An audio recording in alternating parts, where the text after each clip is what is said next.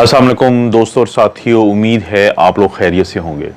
ये वीडियो जो है ये बेसिकली एक एजुकेशनल वीडियो है और इसका मकसद सिर्फ एक पॉइंट पे लेकिन तालीमी बहस है। हुआ ये है कि आज के तमाम जो इंटरनेशनल न्यूज़पेपर हैं वो एक ख़बर से भरे हुए हैं और वो ख़बर ये है कि जो अमेरिका के सदर हैं जो बाइडेन, उन्होंने अपनी इंटेलिजेंस एजेंसीज जो हैं उनको एक सख्त किस्म की डायरेक्शन या हदायत दी हैं कि अगले 3 महीनों में यानी 90 डेज़ में वो इस बात को कंफर्म करें कि क्या ये जो कोरोना का वायरस है ये चाइना की लैब से निकला है या ये कुदरती वायरस है। और इसकी वजह बनी है एक रिपोर्ट जो कि वॉल स्ट्रीट जर्नल ने शाया की थी और उन्होंने ये बताया है कि 3 ऐसे साइंटिस्ट जो काम करते थे वुहान वायरोलॉजी लैब में और उनको नवंबर के इब्तिदा में ही, जबकि चाइना ने जो कंफर्म किया थे अपने पेशेंट कोरोना की वजह से, अभी वो भी सामने नहीं आए थे। तो 3 ऐसे साइंटिस्ट जो काम करते थे वुहान वायरोलॉजी लैब जो कि BSL 4 यानी बायो सेफ्टी लेवल 4 की लैब है, जहां पे ऐसे जो जरासीम हैं या वायरसेस हैं या बैक्टीरिया हैं कि उनके ऊपर काम हो रहा होता है कि अगर वो खुदा ना खासा सोसाइटी में आ जाएं तो बहुत बड़ा मसला बन सकता है। तो वहाँ के जो 3 साइंटिस्ट हैं उनको कुछ ऐसी अलामात आई थी जो नमूनिया की होती हैं और जो कोरोना वायरस के बाद में आने वाले मरीजों की अलामात से बहुत ज़्यादा मिलती जुलती थी। तो इस खबर के बाहर आने के बाद फिर अमेरिका के जो सदर हैं उन्होंने ये डायरेक्शन दी, हदायत दी अपनी एजेंसीज को। लेकिन मेरा इस वीडियो में बताने का एक सिर्फ मकसद है कि एक ऐसा नुक्ता है जहां पे आके चाइनीज़ जो हैं जिनके पास कोई जवाब नहीं है, वो क्योंकि जवाब नहीं दे पाते तो फिर पूरी दुनिया ये कहती है कि ये कुदरती वायरस नहीं था बल्कि ये उनकी लेबॉर्ट्री से एक्सीडेंटली हादसाती तौर पे ये रिलीज हुआ है और जिसके बाद पूरी दुनिया में ये फैल गया है। वो कौन सा नुक्ता है दोस्तों, उसको समझाने के लिए मैं पहले थोड़ा सा फास्ट फॉरवर्ड करता हूं कि देखें, जब 2020 के आगाज में ही यानी 31 दिसंबर 2019 को अक़वाम मुत्तहिदा को, WHO को चाइना ने इन्फॉर्म किया कि हमारे मुल्क में नमूनिया के ऐसे केसेस आ रहे हैं जो कि पहले से मौजूद किसी जरासीम की वजह से नहीं है। तो ये ऑफिशियली पहली दफ़ा बताया गया था और उसके बाद से हम उस वायरस को कहते हैं वुहान वायरस या वाइल्ड टाइप वायरस की। उसके बाद वो तब्दील होता है D614G में, ये तकरीबन फरवरी मार्च में। उसके बाद सितंबर अक्टूबर में जाके खबरें आती हैं यूके का जो वेरिएंट है जिसको कैंट वेरिएंट भी कहते हैं यानी B.1.1.7। और साथ ही फिर खबरें आना शुरू हो जाती हैं कि जो साउथ अफ्रीका का वेरिएंट जिसको B.1.351 कहते हैं और ब्राजील का वेरिएंट जिसको P.1 कहते हैं। और सबसे आखिर में हमें जो एक बड़ा वेरिएंट मिलता है वो इंडिया का वेरिएंट मिलता है जिसको इंडियन वेरिएंट कहते हैं और इसका नाम है B.1.617।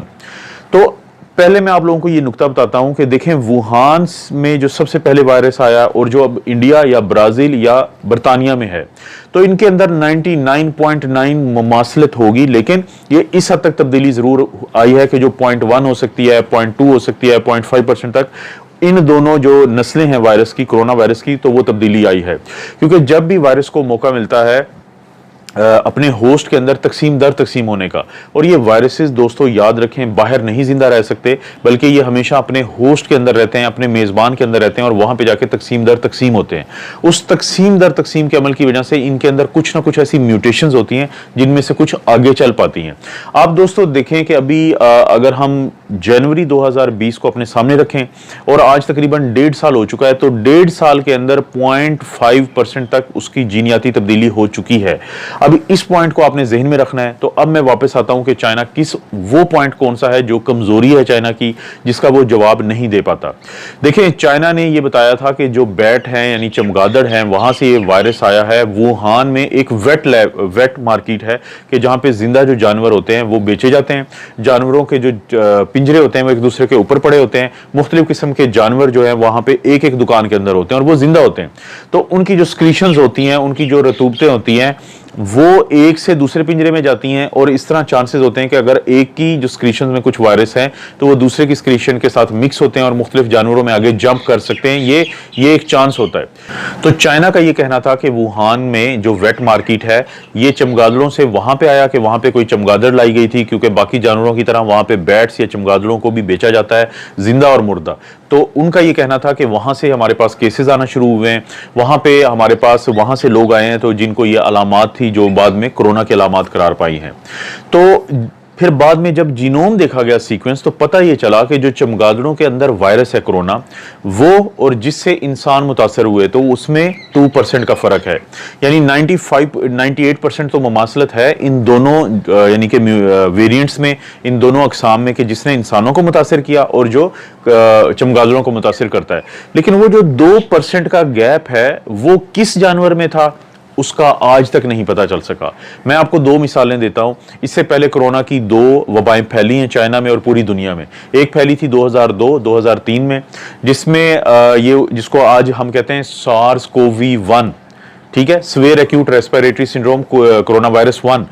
उसका जो जीनियाती जो स्ट्रक्चर है, यानी जो जेनेटिक स्ट्रक्चर है उस वायरस का, उसमें और बैट में जो फर्क था, वो फर्क तकरीबन 1 महीने के बाद पता चल गया। एक और जानवर जिसको हम पेंगुइन कहते हैं, जिसकी आप ये तस्वीर भी देख रहे हैं, कि चमगादड़ों से ये जंप किया इस जानवर में, इसमें रहा, और इसमें जब वो तकसीम होता रहा तो फिर इसकी ऐसी शक्ल बनी कि इंसानों के अंदर एंटर हो गया। तो ये इसे कहते हैं इंटरमीडियरी होस्ट, यानी चमगादड़ एक होस्ट था, फिर एक इंसान बने, लेकिन दरमियान में एक ऐसा होस्ट था जिसके अंदर कुछ अरसे ये रहा, तकसीम होता रहा और इतना तब्दील हो गया कि फिर इंसानों में जंप कर गया।